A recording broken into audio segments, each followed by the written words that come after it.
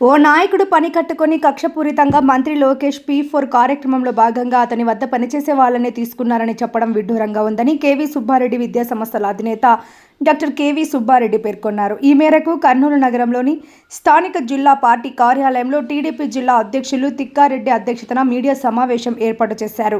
అందులో భాగంగా doctor KV Subbareddy మాట్లాడుతూ తనపై నింద ఆరోపణలు చేసిన నాయకుడికి తొడగొట్టి చెబుతున్నా, తనకు కేటాయించిన 8 కుటుంబాల వారిని ఎప్పుడైనా చూసి ఉన్నట్టు నిరూపిస్తే తనకున్న 200 కోట్లకు పైగా ఉన్న ఆస్తిని రాసిస్తానని, అది నిరూపితం కాకపోతే ఆరోపణలు చేసిన నాయకుడు తన కాళ్ల కింద దూరిపోతే చాలు అంటూ ప్రతి సవాల్ విసిరారు. P4 కార్యక్రమం విధానాన్ని గమనిస్తే ముఖ్యమంత్రి చంద్రబాబు నాయుడు దూరదృష్టికి అద్దం పడుతుందని కేవీ సుబ్బారెడ్డి విద్యా సంస్థల అధినేత డాక్టర్ కేవీ సుబ్బారెడ్డి అన్నారు. లక్షలాది మంది నిరుపేద కుటుంబాలను అభివృద్ధి వైపు వారిని నడిపించేలా తీసుకున్న నిర్ణయం తాను స్వాగతిస్తున్నానని డాక్టర్ కేవీ సుబ్బారెడ్డి చెప్పారు. అందులో భాగంగా జిల్లా కలెక్టర్ రంజిత్ భాష ప్రత్యేక సమావేశం ఏర్పాటు చేశారని, అందులో తనను కూడా కమిటీ సభ్యుడిగా చేరుస్తూ దత్తత తీసుకునే అవకాశం నాకు కల్పించారని పేర్కొన్నారు.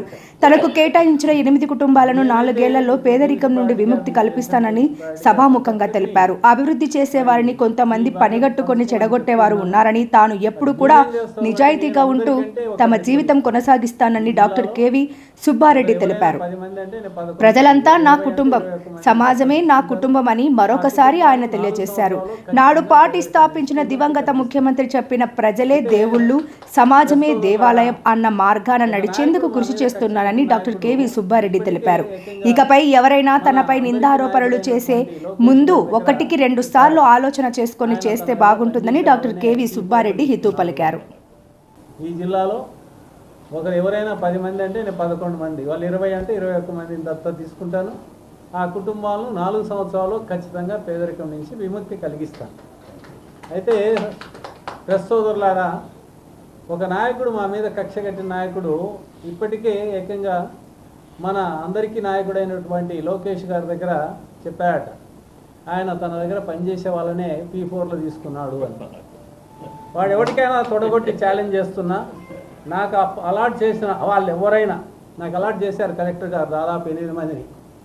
వాళ్ళ మొహం ఎప్పుడైనా అంతకుముందు నేను చూసుంటే, అలాట్ చేసేదానికి ముందు వాళ్ళ మొహం నేను చూసుంటే, నాకున్న దాదాపు 200-300 కోట్ల ఆస్తులు నేను అతనికి రాసిస్తా. నేను చూసి ఉండకపోతే, అంటే వాళ్లకు నాకు పరిచయం లేకపోతే, ఆ ఆరోపణలు చేసినటువంటి వాడు నా కాళ్ళ కింద దూరిపోతే చాలు. ఎందుకంటే చేసే వాళ్ళని చెడగొట్టే వాళ్ళు చాలామంది ఉన్నారు. నేను ఎప్పుడు కూడా ఆనెస్ట్గా బతుకుతున్నా, నిజాయితీ బతుకుతున్నా, ప్రజల సొమ్ముతో బతకడం లేదు. ప్రజలు నా కుటుంబమే. ఎన్టీఆర్ చెప్పాడు, ప్రజలే దేవుళ్ళు, సమాజమే దేవాలయం. కానీ నేను ఏకంగా చెప్తున్నా, సమాజమే నా కుటుంబం.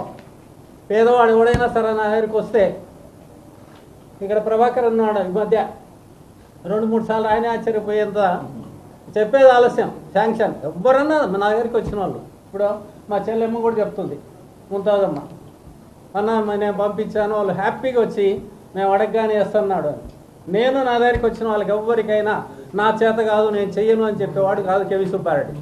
అలాంటి కేవీ సుబ్బారెడ్డి మీద బురద జల్లాలని చూస్తున్నవాడు సూర్యుని మీద ఉమ్మేస్తే వాడి మొహం మీద వాడిని అట్లే నేను తెలియజేస్తూ, మరి అందరం కలిసి పనిచేద్దామని నేను అనుకుంటున్నాను.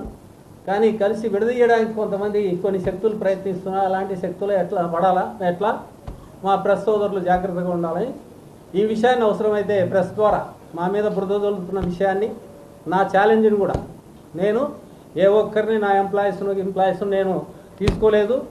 ఇప్పుడు చౌదరి గారికి ఇక్కడెక్కడ ఉన్నాడు, చౌదరి గారు కూడా చెప్తున్నా, మీ కుటుంబాన్ని కూడా దత్తత తీసుకోవడానికి నేను సిద్ధంగా ఉన్నాను.